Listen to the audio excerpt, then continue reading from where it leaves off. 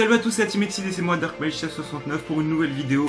Et on va continuer les mises à jour ou tout simplement les présentations de decks de la team avec encore un de mes decks.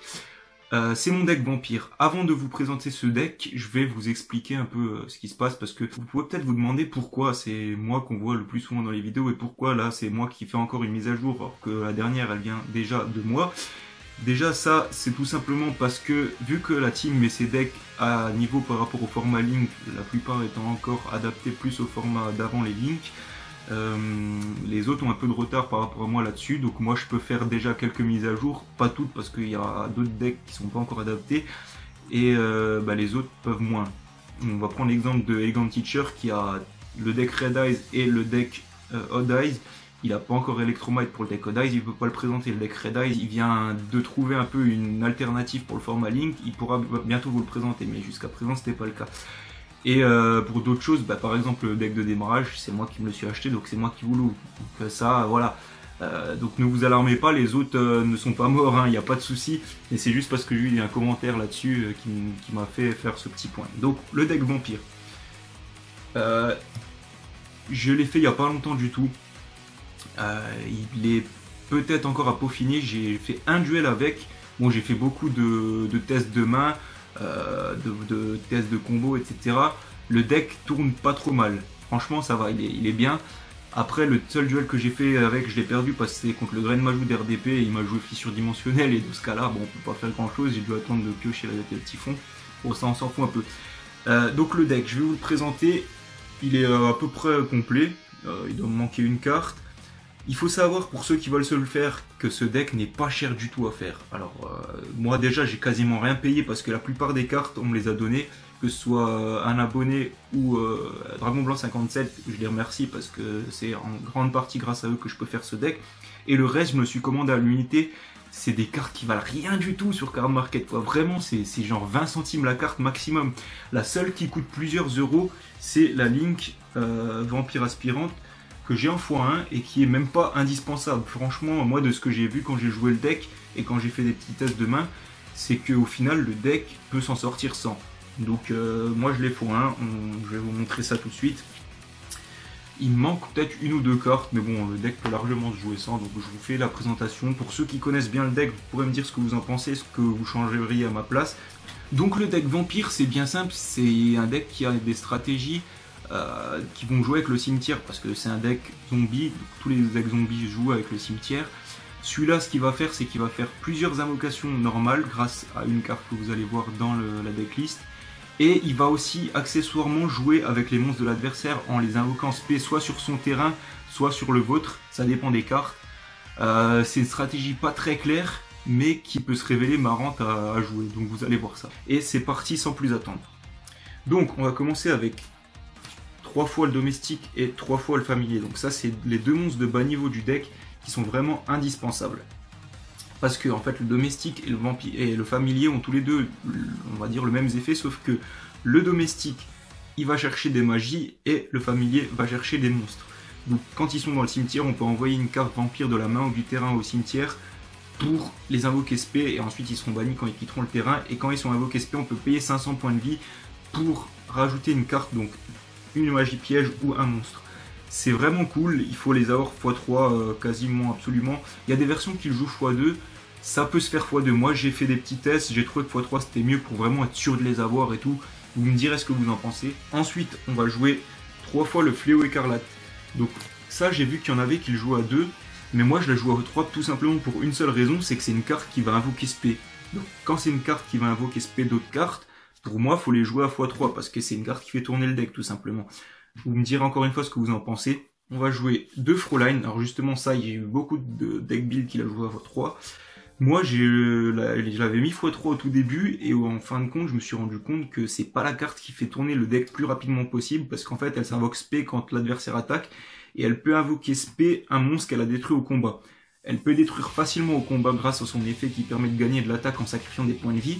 Mais c'est pas non plus une carte qui va faire tourner le deck en main phase. Donc à partir de là, je pars du principe que c'est une carte que je mets que x2. Encore une fois, vous pouvez me dire ce que vous en pensez dans les commentaires. En tout cas, c'est l'une des raisons pour lesquelles j'ai voulu faire le deck. C'est une carte que je trouve juste magnifique en termes de design. En général, les zombies sont, enfin les zombies et surtout les vampires sont très stylés, mais la Fraulein, elle est juste hyper belle d'air, comme la Sucker que je kiffe à mort. Ensuite, on a 2 vampires de l'ombre, donc ça c'est une carte justement que je vais peut-être jouer en 1 par la suite, parce que ça peut être remplacé par un duc par exemple, que je n'ai pas encore.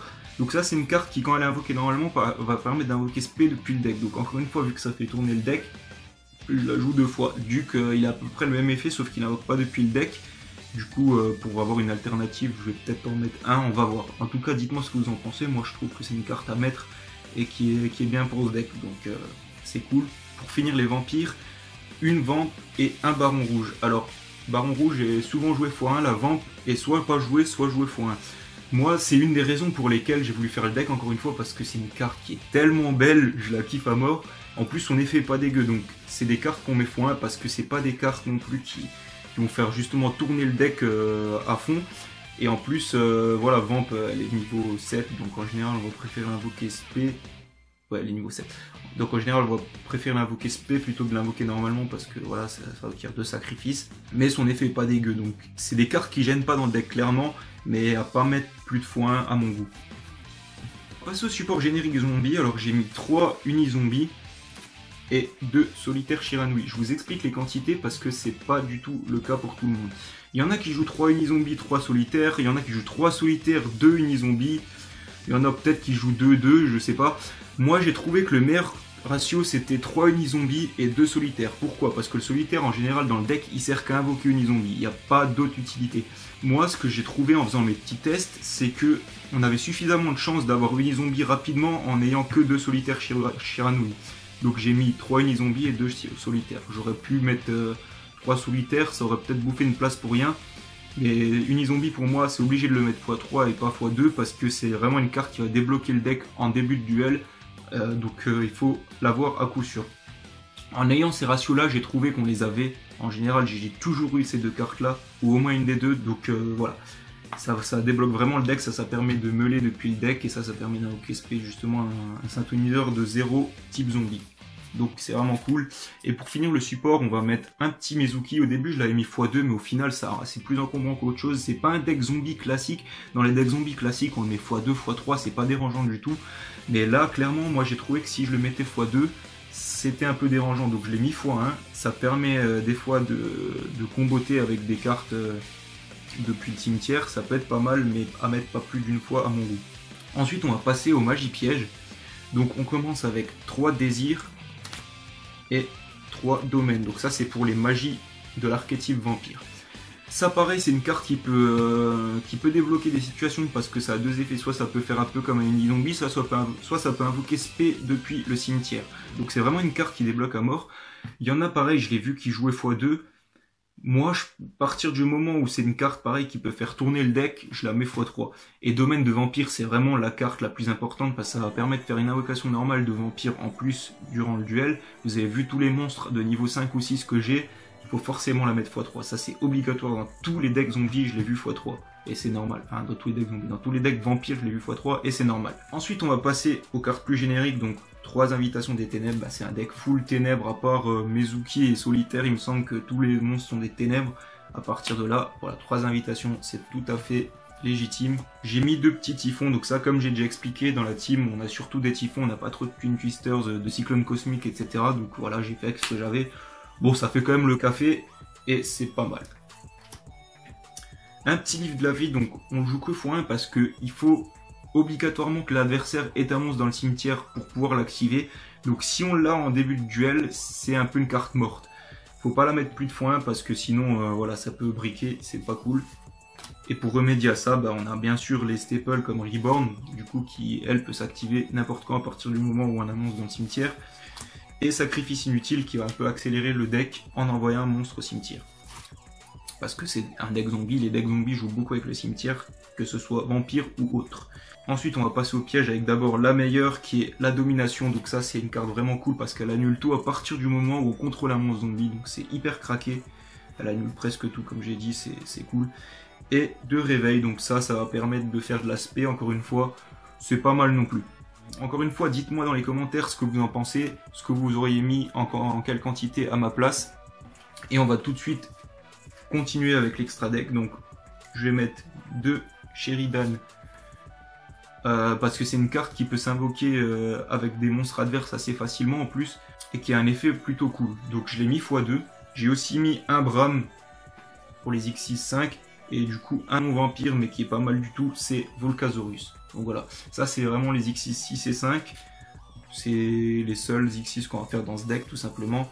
Après j'ai mis des synchros qui peuvent se révéler utiles. De toute façon l'extra deck c'est pas non plus hyper important dans ce deck.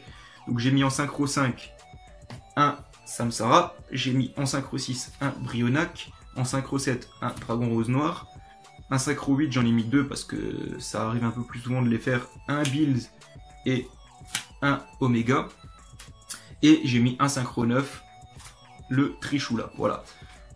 Dites-moi ce que vous en pensez, qu'est-ce que vous auriez mis à ma place, moi je trouve que c'est pas mal. Et on va finir avec les links. Donc Link Kuribo qui va permettre de s'invoquer par exemple avec le domestique, non le familier je crois, le familier c'est la chauve-souris. On va mettre en Link 2 une vampire aspirante parce que voilà c'est de l'archétype et ça peut débloquer des situations en plus. Encore une fois c'est une des raisons pour lesquelles j'ai voulu faire le deck parce que l'artwork est juste super beau, je kiffe. Un petit décodeur bavard parce que ça peut toujours être utile. Un preneur underclock, j'aurais dû le montrer avec la vampire parce que c'est un Link 2 aussi. Et pour finir, un petit dragon garde Borel qu'on va faire un peu moins souvent. Mais bon, j'ai mis Link 1, 2, 3, 4 comme j'ai mis synchro 5, 6, 7, 8, 9. Voilà. Dites-moi ce que vous en pensez les gars, franchement ça m'intéresse. En tout cas, je vous remercie d'avoir regardé la vidéo. Si ça vous a plu, likez, franchement je le dis de plus en plus souvent parce que j'ai l'impression que les gens au final oublient de le faire. Sachez que ça nous aide. Moi j'aime pas trop réclamer ça, mais sachez que ça nous aide. Si vous likez, si vous commentez et même si vous partagez, même si ça, bon, au final il n'y a pas beaucoup de monde qui le fait, ça nous aide. Donc je vous remercie en tout cas de votre soutien et on se dit à la prochaine pour d'autres vidéos. Salut!